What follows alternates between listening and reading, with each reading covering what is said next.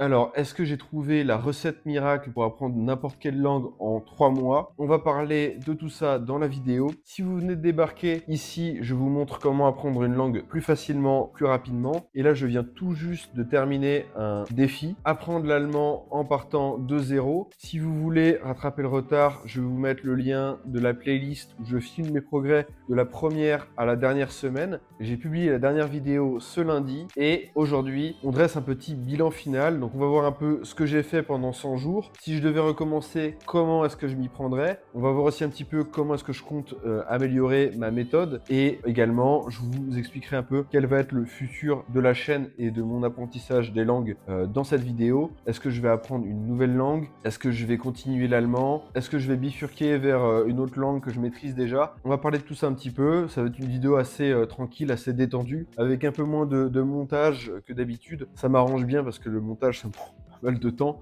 D'ailleurs, si vous êtes monteur, n'hésitez pas à vous manifester et à me contacter parce que c'est un truc que j'aimerais bien déléguer. Vous pouvez me contacter dans le Discord dont le lien est en dessous de la vidéo ou par mail. Je vais vous mettre l'adresse mail en question là, tac, juste là et on peut commencer. Donc déjà, petit rappel rapide ou explication pour les nouveaux. Donc pendant 100 jours, j'ai appris l'allemand en partant de zéro, en tout cas en allemand, je vais revenir dessus. Il y a une petite subtilité. Comment j'ai fait pendant 100 jours, quasiment sans exception, j'ai fait 3 sessions de 20 minutes d'allemand. Donc le plus souvent une session de grammaire, une session d'écoute et une session de pratique. Je n'ai utilisé que des outils gratuits. À une exception près, c'est ChatGPT dont j'avais déjà la version payante et dont je conseille la version payante pour apprendre des langues. Je pense qu'on va en parler un petit peu dans la vidéo. Et dernière chose, je ne suis pas dans un pays germanophone. Il y a quelques personnes qui parlent allemand là où je suis, mais c'est pas du tout leur langue maternelle. La majorité des gens ne parlent pas l'allemand, c'est une langue à laquelle je ne suis pas confronté. J'ai des amis germanophones, mais là, depuis 100 jours, j'ai pas eu de contact de leur part. Donc vraiment, c'est comme si je partais de zéro, d'une feuille blanche de ce point de vue-là. Après, je suis rentré en contact avec des germanophones, je vais en parler dans la vidéo, mais globalement, on peut partir du principe que, voilà, pas d'amis allemands. Un autre élément de contexte qui me semble important à mentionner, c'est que avant l'allemand, j'ai appris 6 langues différentes à des degrés divers. Bien évidemment, il y a des langues que je parle couramment ou presque, d'autres où je peux me dépatouiller, mais voilà, je suis assez vite limité. Donc ces 6 langues, ce sont l'espagnol, l'anglais, c'est celle que je parle couramment. Ensuite, il y a le portugais, l'italien, le serbo-croate et le russe, que je ne parle pas couramment, mais où j'arrive à avoir des petites conversations, j'arrive à me débrouiller. Et donc maintenant, l'allemand, j'ai aussi étudié pour X ou Y raison, pas forcément pour apprendre la langue, mais le japonais et le grec pour des projets perso et pro. Alors c'est pas forcément pour apprendre les langues à proprement parler, mais ça donne des bonnes connaissances linguistiques. Donc je dis tout ça parce qu'en fait, même si je suis parti de zéro, j'ai pas fait par exemple de LV2 allemand à l'école, j'avais quand même un bagage linguistique et parmi les langues que j'ai apprises, notamment l'anglais évidemment, mais aussi les langues slaves, le serbo-croate et le russe, il y a beaucoup de choses qui m'ont énormément aidé pour faire des progrès en allemand. Le français aussi, c'est très utile. Quand vous êtes francophone, vous avez une chance énorme, c'est que beaucoup de mots français sont utilisés dans plusieurs langues diverses et variées, et c'est le cas en allemand, plus que ce que j'aurais imaginé. Donc je partais de zéro, mais avec un avantage certain. C'est un peu comme si j'avais eu quelques billets en plus pour commencer ma partie de Monopoly. Donc avant l'allemand, il y a d'autres langues que j'ai apprises plus ou moins en autodidacte, soit à 100%, soit partiellement, mais c'est la première fois que je suivais une méthode structurée de A à Z pour passer de 0 au niveau que j'ai actuellement pour apprendre une langue. En général, je suivais des processus un peu plus chaotiques et donc du coup, ça me faisait pas progresser aussi vite que ce que j'ai pu faire là, aujourd'hui. Donc voilà, je pense que là, on a le contexte qui est bien posé. Donc maintenant, je vais pouvoir vous dire un petit peu ce qu'il en est et quel est mon degré de satisfaction aujourd'hui par rapport à ma maîtrise de l'allemand et à mon apprentissage. Donc déjà, la première chose à dire, c'est qu'au bout de 100 jours, c'est un peu comme si on avait traversé un énorme brouillard. Alors je dis 100 jours parce que c'est la date que je m'étais fixé, la date un peu symbolique, mais ça peut être au bout de 3 mois, même au bout de 1 mois, on commence à y voir plus clair. Mais en tout cas, ce que je veux dire, c'est que quand on commence au début, on a des moments où on a un peu une confiance assez dingue dans notre capacité à apprendre la langue, et puis d'autres moments où on se dit jamais j'y arriverai, ça n'a aucun sens. Donc en fait, on fait un peu des va-et-vient comme ça. Et c'est la première chose que j'ai envie de dire, c'est que se donner une période comme ça où on est en mode intensif, on se dit tous les jours, tu feras de l'allemand et puis tu verras au bout de 100 jours ce qui t'arrivera, et ben en fait, c'est une très bonne manière de ne pas se poser de questions. Enfin, on se les pose quand même les questions, mais de ne pas prendre des décisions stupides basées sur notre motivation, notre surmotivation ou notre sous-motivation. Donc déjà, rien que ça, je trouve ça extrêmement utile. Ces 100 jours, ces 100 premiers jours, ces 3 premiers mois, si vous préférez, c'est vraiment une rampe de lancement qui est absolument gigantesque pour vos progrès et qui est extrêmement capitale parce qu'en fait, vous n'avez plus envie de revenir en arrière. Vous n'avez plus envie de dire « Ah bah en fait, ça me gonfle, je vais arrêter, de toute façon j'y arriverai jamais, ciao ». Donc vraiment être très discipliné comme ça pendant 100 jours, si vous voulez vraiment parler une langue, c'est un truc que je vous recommande. Vous faire un petit peu violence, c'est un peu comme du gainage en fait, voilà, il y a le chronomètre qui tourne pendant 1 minute, 2 minutes, 3 minutes même, soyons fous, et bah voilà, vous devez tenir. Et après, vous verrez par la suite, mais pendant les 2-3 minutes, il n'y a rien qui vous distrait, même si ça fait mal, vous continuez, et puis après, vous en tirez les bénéfices. Parce que, admettons que vous appreniez seulement 10 mots par jour dans une langue. Admettons qu'au bout de 100 jours, vous ayez bien retenu 1000 mots. Avec 1000 mots, je vous assure que vous pouvez tenir une petite conversation avec un local sans problème. Vous pouvez vous débrouiller dans un voyage dans le pays. Vous pouvez faire un tas de choses. Alors après, évidemment, l'allemand, c'est une langue compliquée. Il y a beaucoup de mots, de vocabulaire qui sont très différents du français par rapport à des langues comme l'espagnol, l'italien ou l'anglais. Donc, entre le vocabulaire et la grammaire, ça ne me permet pas de me débrouiller entièrement et je suis forcément frustré si notamment je veux expliquer quelque chose d'un peu compliqué. Donc en fait, ce qui est un peu bâtard, mais en même temps, ce qui est intéressant, c'est qu'au bout de 100 jours, je suis à un point où je ne peux plus vraiment reculer. Je suis un peu obligé de prolonger mon apprentissage de l'allemand parce que sinon, si j'arrête trop longtemps, là je suis en train de faire une petite pause en l'occurrence, mais si j'arrête trop longtemps, je vais forcément oublier des choses et ça ne sera pas satisfaisant. Moi, j'ai pas envie d'avoir un niveau A2 dans une langue pour laquelle j'ai dédié tant d'efforts.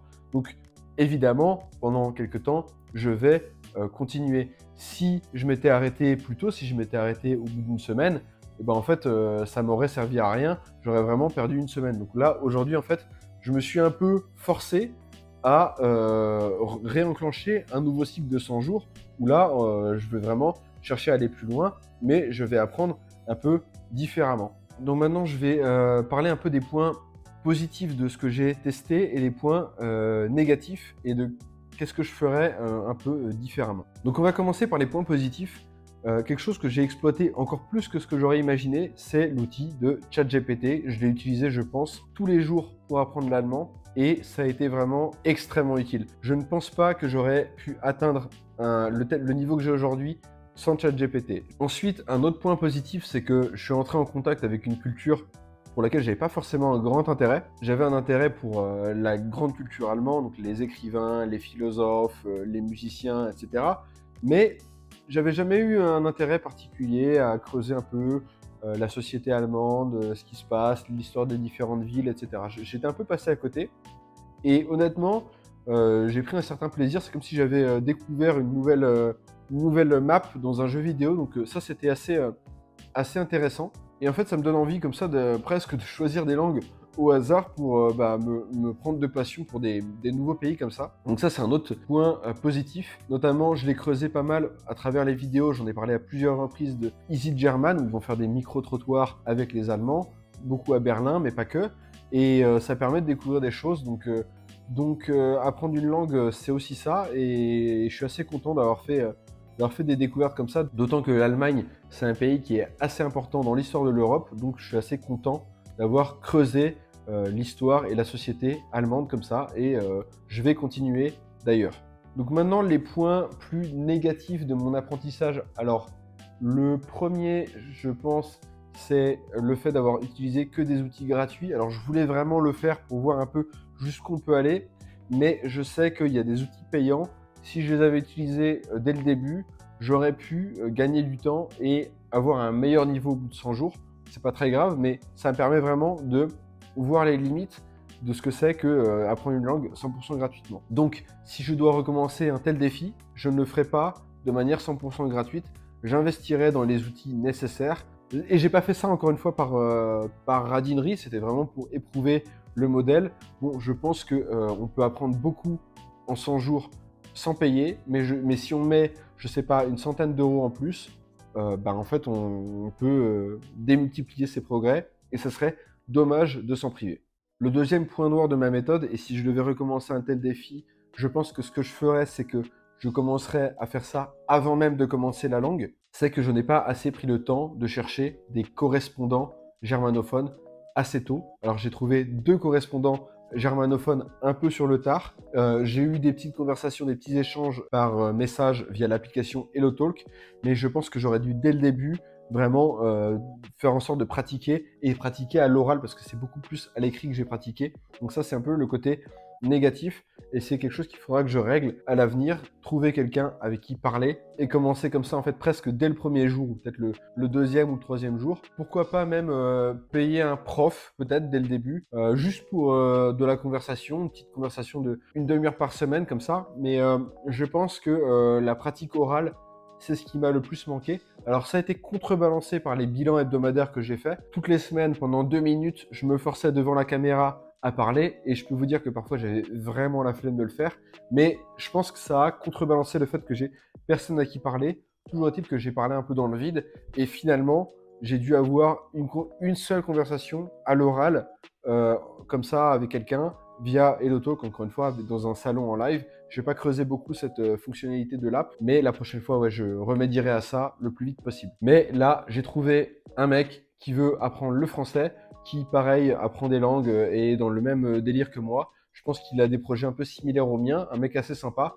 Je l'ai au téléphone demain d'ailleurs, donc comme ça, on pourra échanger un petit peu et on pourra, voilà, moi je lui parlerai en français un petit peu, lui parlera en allemand et on fera un point comme ça et ça me permettra de m'améliorer avec un germanophone, donc je suis assez content par rapport à ça. Alors maintenant, quelle est la suite du projet? Donc déjà, par rapport à l'allemand, je vais continuer de faire des bilans, mais ce sera des bilans mensuels. Donc le dernier bilan est sorti le 15 avril, je pense que le prochain sortira le 15 mai, et je pense que je vais faire ça pendant peut-être 6 mois, quelque chose comme ça, pour voilà, vous tenir un peu au courant de mes avancées. Concernant la routine d'apprentissage, alors là, tout de suite, je fais une pause parce qu'au bout d'un moment, ça fait du bien de souffler un petit peu. Je pense même que c'est bénéfique pour le cerveau et ça permet un peu de retrouver la motivation. Mais à partir de maintenant, je vais utiliser 2 outils principalement payants et je continuerai à faire un peu de grammaire, à regarder des vidéos ci ou là, mais de manière beaucoup moins structurée cette fois-ci.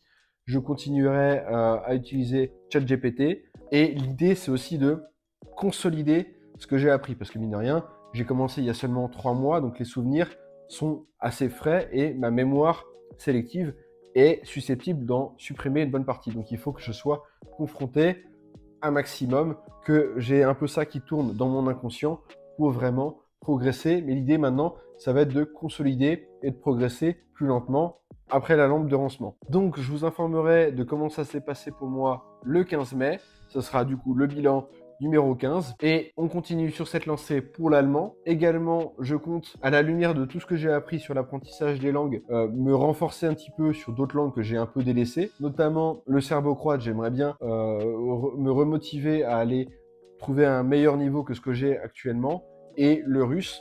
Donc peut-être m'y mettre un peu plus sérieusement. Mais là, en tout cas, vous l'aurez compris, jusqu'à la fin de cette année, l'idée c'est de consolider un peu les langues que je connais pour passer à un niveau supérieur. Je ne compte pas recommencer un défi, une langue en 100 jours, commencer une langue de zéro ou presque à partir de maintenant. J'ai d'autres langues en tête que j'ai envie d'apprendre, mais ça ne commencera pas avant 2025.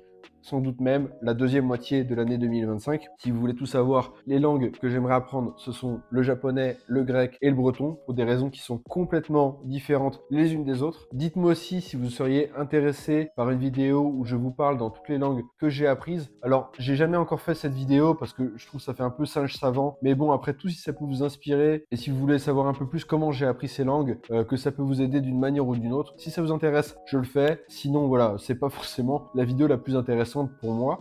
En tout cas, cette vidéo-là s'achève. Merci de m'avoir écouté et à plus. Ciao.